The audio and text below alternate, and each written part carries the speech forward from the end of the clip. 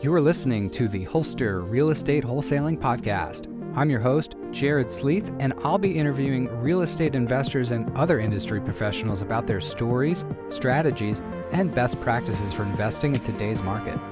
This podcast is brought to you by the Wholster app, the leading mobile platform for real estate wholesalers and investors to buy and sell off-market deals. Now available on the App Store and the Google Play Store. All right, guys, we are here on episode number 7, lucky number 7 of the Wholster Real Estate Wholesaling Podcast. Today we have Josh Nicodemus out of Destin, Florida. Josh, how are you today? Good, man. How are you? I'm doing great. A little early for me. This is the earliest I've ever done one of these. I got up before the sun today, so. Makes you feel any better. It's an hour earlier here. Yeah. Central. Yeah. You're in Central Time? Yeah. I didn't know that. I didn't know that. Florida is a wide state, so the left side of it is Central. Yeah. Okay. Oh, wow. So I'm in Central too, because I'm in Austin. Anyway, glad we're here. Glad to see your face. It's been a while. And Josh, you have a really unique business, and let's kind of start at the beginning, because you got into real estate through wholesaling. Is that right? That's it. So how did you find wholesaling, and where did that take you from there? Yeah, absolutely. So my sort of discovery of wholesaling, I was running a construction company, a home remodeling business up in Maryland. And long story short, we wanted to move to Florida. This is kind of how all this started. We just liked the area. We'd been visiting. So it was like Thanksgiving, maybe 2015 or something. We started, I was driving home from Florida back up to Maryland, and I started listening to podcasts because I thought, if I could keep doing this kind of work, the home remodeling stuff, which I loved, but if I could do it like flipping houses instead, that would be a lot easier for me, and I could do it from anywhere. And so I didn't want to start a new remodeling business. I wanted to get into real estate and flipping houses. So I started doing what everybody does, and I started listening to podcasts. So I had a 20-hour drive, and I just binged on. I found Wholesaling Inc. And they're out of Florida, right? Yeah, Tom. So back then it was Tom Kroll, and now it's passed on to like Brent, Smith. But I found Tom Kroll, and then I was hooked on the podcast and just binged the whole thing, and didn't know anything about wholesaling. Did kind of what a lot of people do. Was like, well, I don't need to pay a mentor. I'll just listen to the podcast and do what he says. And I did that for a little bit, and then I determined, like, you know what, this is not working. I need to get a mentor. So, and at that time, I didn't even have the money to pay him, so I just put it all on a credit card and kind of like, well, now I have to make this work, right? So, hired, Tom Kroll at Wholesaling Inc. as a mentor, and things just kind of skyrocketed from there. Did maybe a dozen deals my first year, and then like 40 the next, and I was doing all this part-time, so I was still running my construction company and wholesaling nights and weekends, and getting up at 2 a.m. on Friday morning and putting out bandit signs, and just all the crazy extra hustle that went along with trying to do this on the side, and taking phone calls all day while I'm trying to swing a hammer. Right. So yeah, that's how I kind of got into wholesaling. Did that for a couple years on the side, and then in 2018 sold my half of the remodeling business to my partner and went full time, and at that point we started getting into flipping houses, and that was sort of like a realization for me that after doing it for a couple years, I'm like, yeah, you can make really good money wholesaling, but it's sort of like knowing yourself, and I realized that I was not enjoying it. I really wanted to do the construction part of it because that's what I love and that's what I know. So at some point, 2018, we started shifting away from wholesaling and towards flipping houses full time. And the wholesaling was super, super important for us because it taught me how to find deals, how to analyze, how to talk with sellers, all those kinds of things that are super important, even if you're not a wholesaler. Even as a flipper, those are super important. Right. Keep. So yeah, it's been, kind of since then, we've grown a team, and we have moved to Florida, and I brought down some guys from my team up in Maryland, and found some new guys here. So yeah, we've just kind of been steadily growing our house flipping business and shifted that into other things as well. So now we build new construction, a little bit of, some spec homes, a handful of those a year, and slowly building a rental portfolio. Okay, so you got your hands in a lot of different things. Yeah. I mean, it's sort of in my opinion, it's sort of the natural progression, I think. Everybody starts with something, and a lot of times that's wholesaling. And then you start to think about passive income, however passive. Right. Yeah, passive. No, that's a myth. But yeah. But yeah, it's been great. We love it, man. That's awesome. So you started off wholesaling. For the guys that are just starting out wholesaling, that maybe want to use wholesaling as their gateway drug to real estate investment and that passive income, right? Do you recommend going the mentor route? I do. I think there are people that can do it without, if you're really, really driven, which I was very driven to do it. But there's something about like paying for something. The information's all out there. It's all free, right? You could go on YouTube or listen to podcasts and get everything you need. But there's something about having a mentor that sort of, drives down on you and puts you in your place and keeps you accountable. So the accountability piece was really important for me. And like when I paid that, whatever it was like $6,000 or something I paid for my first mentor. When I paid that, it was like, man, I have to make this back up now. Like I'm not in a position to just throw $6,000 away. And so there was that kind of created like a fire in me, right? A kind of a drive that like, I have to make this work now. So yeah, I mean, it worked for me, it was worth it to me. And I would recommend it because, you're basically buying time, right? You're buying somebody else's experience. So, right. Yeah, I think so. Yeah, I like that. I think the idea about buying somebody else's experience, it's like reading books, right? You're learning from somebody who's already done it and taking all the time and energy that they spent to learn something, and you're just learning directly from them and kind of extracting all the good bits. That's it, 100%. Yeah. The ROI is like, I'll say that first $6,000 that I made, probably 20x that in my first, year or year and a half. And so if I hadn't hired a mentor, there's no way I would have made it happen. And certainly not as quickly as we were able to make it happen. So. Right. So had you done any deals before you hired the mentor? No. Because what happened was, I put out these bandit signs and I would get calls and I didn't know how to talk to people. I didn't know what I was doing. And so there was this lack of confidence because, they were like, well, so you can buy my house? And I'm like, I think so. I think I can buy your house. Like I've heard that I can. I don't really know 100% how it works, but we can figure it out.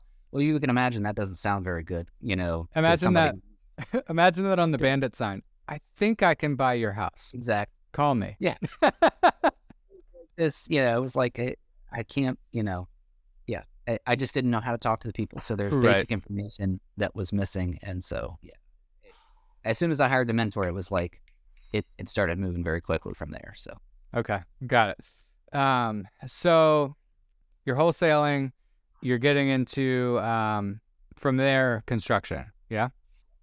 And to doing your own flips. So I take it you're using the skills that you got and you learned in wholesaling to purchase these houses, and then you're not wholesaling them, you're just doing the deals yourself.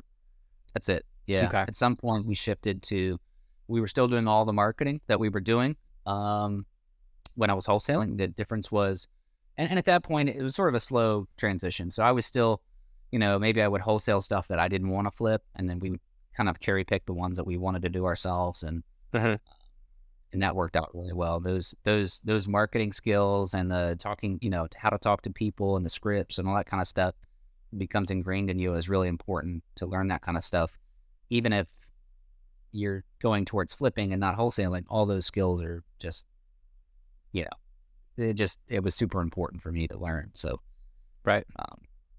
Yeah. So rentals too. You're picking up rentals at this point? Mm-hmm. Yeah. Starting to grow that. We've been slowly building a portfolio, just buying, 5 or 6 a year, and getting ready to close at the end of this month on our biggest one, which is nothing crazy, but it's, $1 million plus 5-unit on the beach. And so that's really exciting.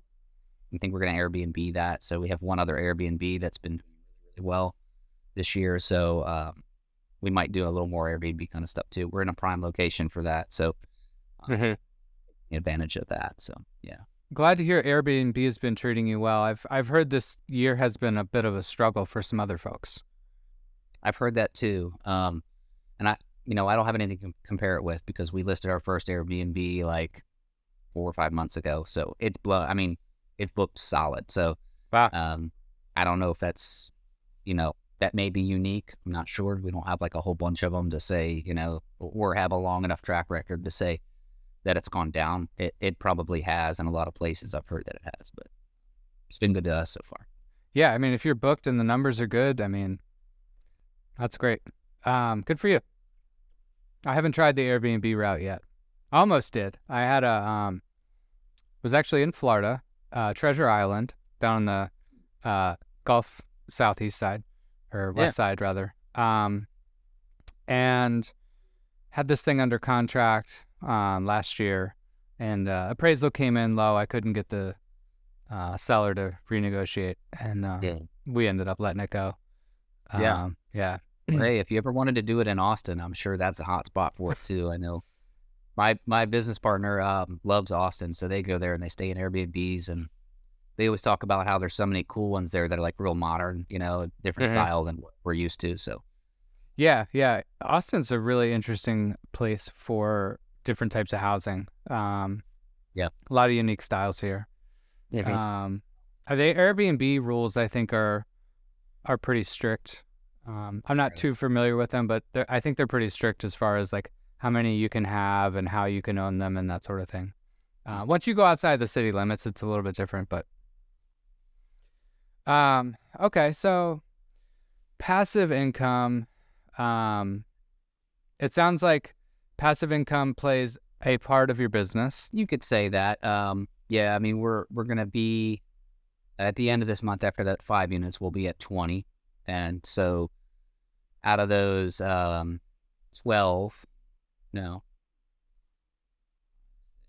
of those are long-term. And they're great, some of them are better than others, but, they cash flow, all of them. Mm-hmm. We have not had any nightmare tenants. I mean, that's nice. For the last, 2.5 years or 3 years that we've been renting these properties. We think we've only had one turnover, so everybody's been staying in the property, taking pretty good care of it. My brother manages the properties for us, so I have a trusted property manager in-house, and it's worked out really well for us so far. It's not enough to, quit my day job of flipping. It's, I think we'd have to get to probably at least 50 units to be totally, not have to work every day. But right. I wouldn't do that anyway. I love what we do, so wouldn't matter if I had 5,000 units. I'd still be working every day. Hey, real estate wholesalers and investors. Marketing deals and searching for your next investment property shouldn't be as hard as it is. Creating marketing materials, email campaigns, websites, and sifting through unfilterable leads on social media is a time-consuming task. The Wholster app was created to make marketing deals fast and to make it easy to get immediate notifications right on your phone about the deals that you want to buy. Experience the convenience of buying and selling off-market properties with mobile technology so that you can spend more time on the activities that grow your business. Visit our website at wholster.app and download Wholster today on the App Store or the Google Play Store. Yeah, so it's really clear that you love what you do. And I can see that in your social media, and you've gathered quite a following, actually. I think the last time I looked, you had about 70,000 Instagram followers. Does that sound about right? I think it's at like 86 now. So 86. Yeah. Wow, you're growing fast because that was only a couple weeks ago. Yeah, it's been wild, and it's funny because that's kind of shot up the last few months, but it's nothing different. I've been posting the same stuff 4 years, but But your content whatever reason. your content's really good. I sat and watched a video of you caulking windows for like 10 minutes. I just got sucked in. I don't know. Yeah. I'll just Yeah. watch you caulk Funny. anything. You caulked the toilet the other day too, and I watched that. I like the Yeah. caulking. It's funny. Yeah. Some of it is, yeah. For whatever reason, it's interesting to a lot of people. Not everybody, but yeah, it's caught on lately. So it's funny to see that happen. How did you get into making that sort of content? That's a good question. I actually don't know how, I kind of avoided social media for a long time. Everybody around me had this is before Instagram, but everybody around me had Facebook, and I'm just like, no, I don't need that. I don't want to mess with that. I was one of those guys, like the last guy you knew to get a smartphone. I was on a flip phone forever, and I just didn't want to do it. Yeah. And then for whatever reason, I just started posting stories daily, just kind of the day-to-day stuff. And, not much of it is really produced. Most of it's just day-to-day stuff. And I started getting a lot of feedback about it. People saying, hey, man, I love your, I'm only on here to watch your stories, the old ladies at church, they love it, that kind of stuff. And so it's so funny. And for whatever reason, so that's just kind of stuck. And I just kept doing it and just post a little bit of daily life stuff. And some of that's construction, some of it's not. But yeah, it's just kind of taken off a little bit. And yeah, I don't know. It just kind of accumulated a little over time. Yeah. Yeah, I think that stuff tends to snowball. And one of the other things that comes through in your videos is how close of a relationship you have with your crews. Let's talk about that a little bit, because I notice over the years, one of the toughest challenges that investors face is keeping and maintaining good people. Yeah. And I can see that you've done a really good job of doing that. So what's your secret sauce? Yeah, so our situation's a little bit unique in that about half of our guys are family. And Oh, wow. some people think that's crazy, but I've got my brother-in-law is my business partner. One of my brothers is our property manager. One of my other brothers is a project manager. And then another brother-in-law, and then my nephew works sometimes. And so I've got a bunch of family in the business. And then the other guys, we treat like family, whether they, some of them I brought down from my business in Maryland. Some of them we just found here locally. And it's spending a lot of time finding people that we think will fit the culture. So we actually pay a lot less attention to experience. And we actually almost prefer to have guys that are less experienced, and so we can train them the way that we like doing things rather than trying to beat bad habits out of them that they learned elsewhere. Right. So yeah, I mean, and then we take company culture very seriously. So we try to do like a monthly, get together after work for a beer and kind of sit down with all the guys and knock off a little early and talk about how things are going and get complaints out there, where we're having snags. Once a year we go and we rent a cabin on a lake and for a long weekend, usually towards the end of the year in November.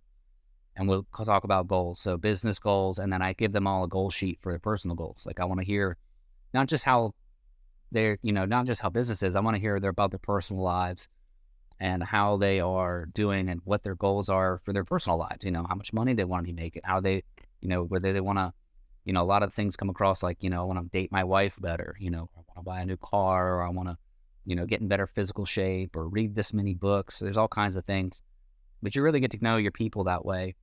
And that's been a huge, key for us. And then we do quarterly accountability meetings, kind of off-site. So we talk, we get together once a quarter, and we all have these written goals, and then we kind of sit down every quarter and talk about them. Like, hey, how are you are you hitting your goal? Are you not? What's holding you back? And so there's a lot that we do to try to foster this sort of, healthy company culture. And, there's a group chat, a text chat, where guys are shooting off memes all night, after work, giving each other a hard time and making fun of each other, but in a lighthearted way.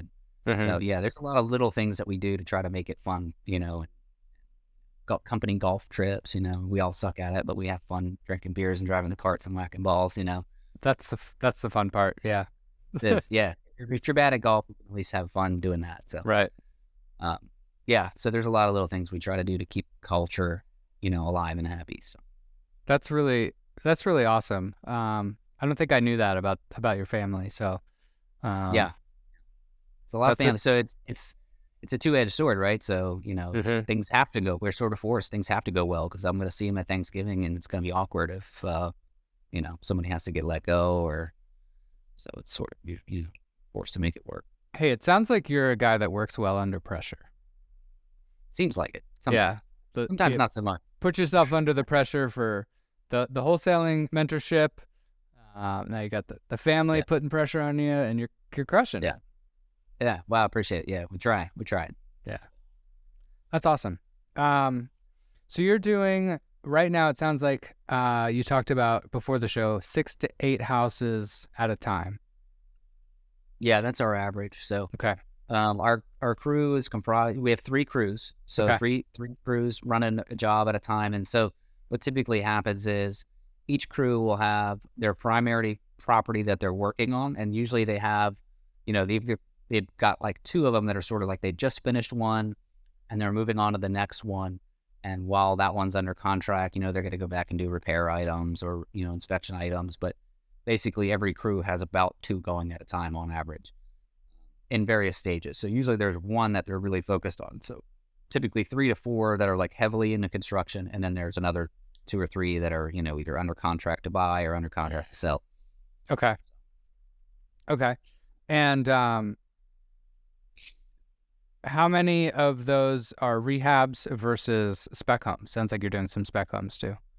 Yeah, so I don't count the spec homes in that count. So that's okay. usually like probably 5 or 6 to maybe sometimes 7 rehabs at a time, and then the spec homes I manage on the side, basically outside of what. So those crews don't manage the new construction. Okay. I manage those in my spare time. So yeah, so those, and we might have 1 or 2 of those going at a time, 3 max. So spec homes are really interesting. We're learning a lot, but it's not something that we've done a ton of. We're volume 5 or 6 in right now. So what do you like most about new construction? I like, there's something about, ground up construction where you can see, dirt to doorknob, right? Dirt to fully on, everything is done. And there's some sense of accomplishment with that. It's like, I always felt confident to rehab houses because I've been in that remodeling business for so long that there's not as much a sense of accomplishment with that. But when you haven't built a house from the ground up and you see it happen, it's cool to kind of have that, sense of accomplishment. Right. And then the profits are just wildly above what rehabbing does. At least so far, we the profits are pretty good. So there's that part of it too. There's a lot of other headaches that come along with it. So it's more difficult than rehabbing, in my opinion. It's more difficult. Okay. Well, from a administrative standpoint, it's a lot more paperwork and a lot more hand-holding subcontractors, because in a rehab, our crews do almost everything. So I'm not relying on other people as much. Right. With new construction, we have to have, electricians, plumbers, HVAC guys. There's a lot more subcontractors involved, and you know how that is. I mean, subcontractors are sometimes good and sometimes not so much. Right.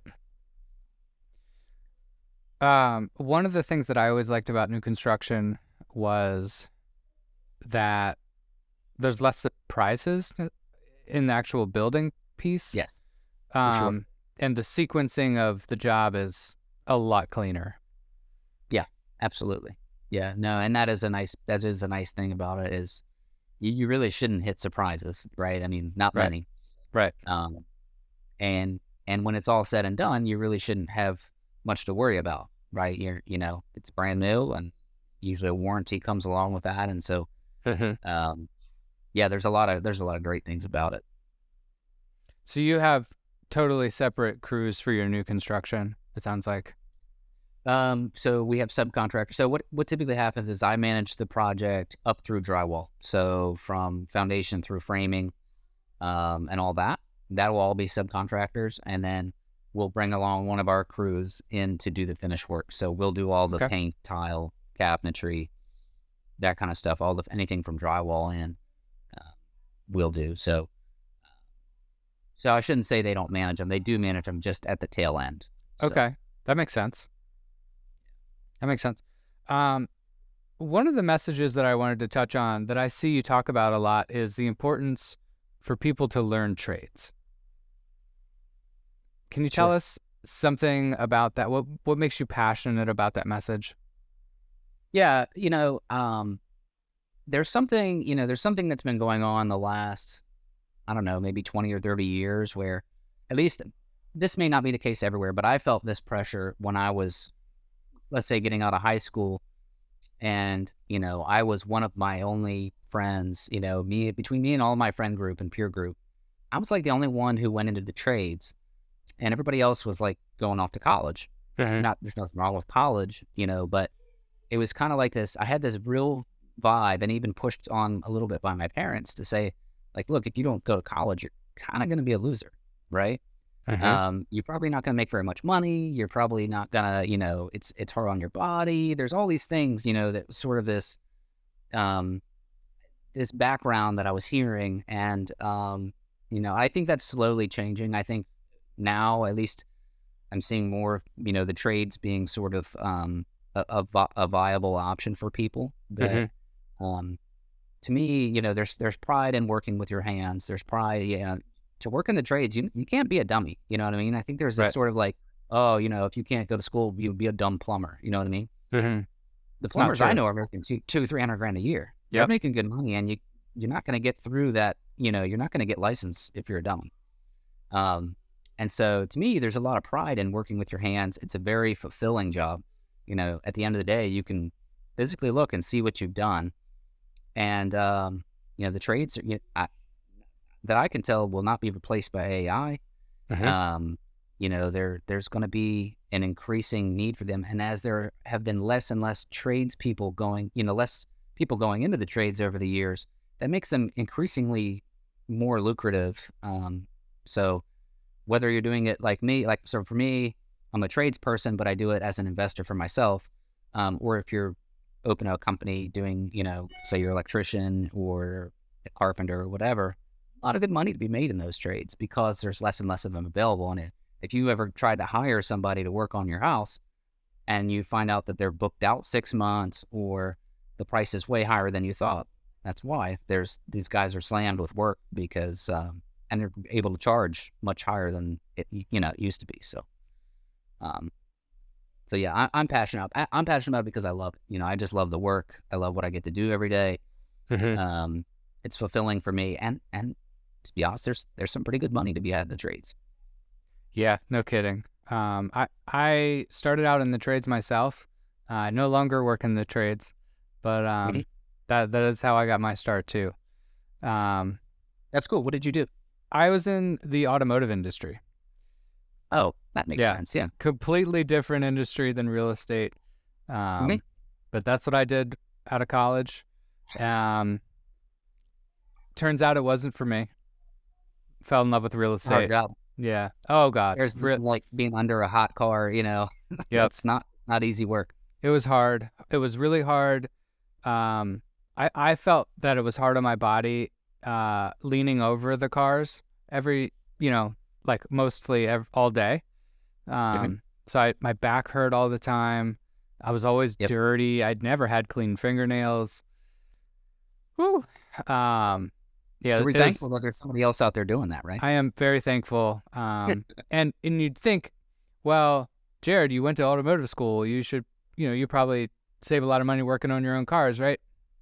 Nah, I still take my stuff in. Yeah, and there's something about knowing yourself, right? And knowing what you enjoy. And yeah, there's some people that they live and breathe that stuff and they love it. They work on cars all day as a job and then they go home and work on their own stuff all night, Yeah, no, that wasn't me. It is a passion. Yeah, and that's fine. That's totally fine. Like I know my limits and what I don't like doing. I love the trades, but I don't love every trade. Right. I'll hire out roofing all day, Mhm. because I don't enjoy it. Insulation, ugh, hate that stuff. I don't have to touch it. I'm not trying to. So Yep. Exactly. Yep. And so one of the things I find interesting about watching your videos, again, I keep going back to your videos because they're just so good. And I think people can learn a ton from them. You're out there in it with your crews. You're doing the work side by side. yeah, absolutely. So, my job is obviously to, as the owner of the company, I'm in charge of finding properties and doing all the administrative stuff. So all the financing and all those kinds of things, make sure the bills are paid. But that's not a full time. That's not 40 hours a week for me. So Right. any moment I get that's outside of those duties, I go out there and swing a hammer and get in the trenches with the guys. Not that I have to, but I really enjoy it. And so, yeah, I spend as much time in the field working with them as I can. And again, it goes back to just that's sort of my passion. So if I could hire out, and I probably should hire out all the other paperwork stuff that I don't like, then I could just do that full time. But it's kind of hard to give up, some of that. But yeah, I get out there as much as I can because I do love it. Oh, that's part of your culture too, which I think is kind of what we're talking about. The leadership skills that it takes to do it alongside your guys rather than just sort of standing at the end of the driveway, telling everybody else what to do, I think says a lot about you as a person and helps foster that community that you have. Yeah, I appreciate that. And and that comes down, and I get that from my first boss that I worked for in construction. He was multi-millionaire owner of this company. And he would show up on the job site and grab a broom or a hammer or whatever it was and help alongside the guys. And I always respected that, and my guys have told me on multiple occasions that they respect that I am willing to get dirty and work with them because, you're not standing in a place above them, right? Work alongside them. Like, for instance, I don't allow them to call me, boss. I don't call them employees. We're team members. So, yeah, that's what we're shooting for. I think that's a great culture. You've done a good job doing that. Appreciate that. So how do you balance your work time with your family? It sounds, I can hear some of your family in the background there. I'm sorry, man. Trying to get them quiet. No, you're good. Yeah. So, I work a fair amount, and it's in stages, comes in waves. So, sometimes we're really, really busy, and I'm working evenings as well. But usually that's by choice. Whether it's a side project or right now I'm building a big garage on my property, so I'm working out there at night. But I'm here, my family's here, my kids want to help. But yeah, my average week is really not much more than 40 hours. Occasionally it is, but yeah, I'm home. Our crews take off at 3:00. They work 6:30 to 3, and so I'm usually home at a reasonable time. And a lot of times I don't leave till a little later in the morning because I'm doing paperwork and that kind of stuff in the morning. And podcasts. So, yeah, podcasts, whatever comes up. So, I get a fair amount of family time. My kids are homeschooled and my wife stays at home with them. So, yeah, family's just certainly important to us, and we prioritize, time with the kids and it's not. I'm not away from my family, much. That's really good. Yeah, you're not working till the wee hours every night. Nope. I mean, occasionally, there'll be times like right now I'm doing an addition kind of on the side for a friend at church. So yeah, I'm working a little later, but it's not, I'll be home by 7, or 6:30, and it's not a big deal. I can knock out a couple hours after 3:00 and then head home, be home by dinner or whatever. So that's nice. Yeah, it's a good balance. Yeah, it sounds like it. I mean, people that work normal corporate jobs don't have a balance like that. Sometimes, yeah. Yeah. I've worked the corporate world too, and I don't miss it. Yeah, I can imagine. I couldn't do it. I don't know how. I have so much respect for people. Like I said, I have pride in the blue collar work that we do, but I have so much respect for for white collar folks that are out there doing that and cranking out office time. It's That so hard. to me is more difficult than anything else. It's not easy. It's hard work. Yeah. Yeah. So the last thing I want to ask you about, you mentioned that you put together a free resource for people that are trying to get into the business. Can you tell us about some of that? Yeah, absolutely. So, for the last few years, I've had people reach out to me what seems like daily and ask me questions about how to get started or whatever. And I'm like, you know what? If I'm going to be asked this and have to answer this question every day or a few times a week, I might as well put together a course. And I had friends that were kind of pushing me like, man, you should be mentoring people. You should be, monetizing this and all this stuff. So I did.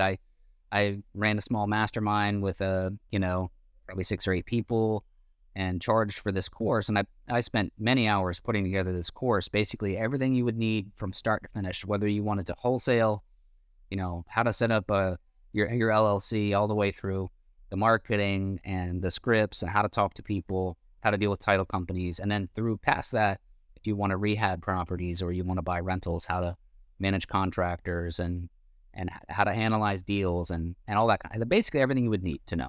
Mm-hmm. I put it all together in a course, and I was selling this alongside of my mastermind. About a year ago, I decided, like, you know what? I just don't have a passion for this. I don't want to be doing this if I'm not passionate about it. And up until recently, I totally forgot that I had created this course. And I had a number of people reach out last week saying, hey, asking me these questions again. I'm like, you know what? I forgot I have this course. Why don't I just give it away? It's just sitting there, and it's worth thousands of dollars. Mm-hmm. People pay thousands and thousands of dollars for this information. And so in a way that's all put together in a concise manner. And so, yeah, I've got this course that I'll make sure I get you the link to it. And if any of your listeners want it, they can have it for free. And yeah, we'd love that. Yeah, for sure. That's awesome. So in my opinion, I think it's a very valuable resource that it should be used. It's out there. It's, if I were going to write a book, it's the same thing as that. So everything is in there. Everything I know just about is in there. So, and yeah, your listeners can have it for free if they're interested in that. That's super generous, Josh. I appreciate that. Yeah, well, if you guys want to get a copy of that course, we're going to put the link to that in our show notes. Got it. So you can download it for free. Yep. That's Take it awesome. for what it's worth. Yeah. No, it sounds really good. We like the education side of the business. Yes. One of the things that I like a lot about this business is helping new people get into it. And I think it takes a lot of people to make success in this business. Like you cannot do this business by yourself. So when you have a great support network, like I had a great support network, clearly you've had a great support network. That's what makes people successful. So I'm passionate. Yeah, exactly. Yeah. No such thing. I'm passionate about that too. So, yeah, we love that. We appreciate your willingness to put that out there for folks, and we'd love to get that in our show notes. Josh, sure. It's been awesome to hear your story, and I love to see your success. I love watching your videos. You guys seriously have to go to his Instagram. We're going to put that in the show notes too. He's got, if you want to watch a master caulker. Yeah. No, he's got a lot of other really interesting stuff too. So it's not just caulk. Yeah, we'll get that link in the show notes. And Josh, thanks again for sharing your story and supplying your course for free to our people. And I'm sure they're going to love it. My pleasure, man. Thanks for having me on the show. Yeah, absolutely. We'll talk to you soon. Thanks for tuning in to this episode of the Wholster Podcast. If you want to stand out with your wholesale marketing or easily find more off-market deals, leverage the convenience of a mobile app and download Wholster today on the App Store or the Google Play Store.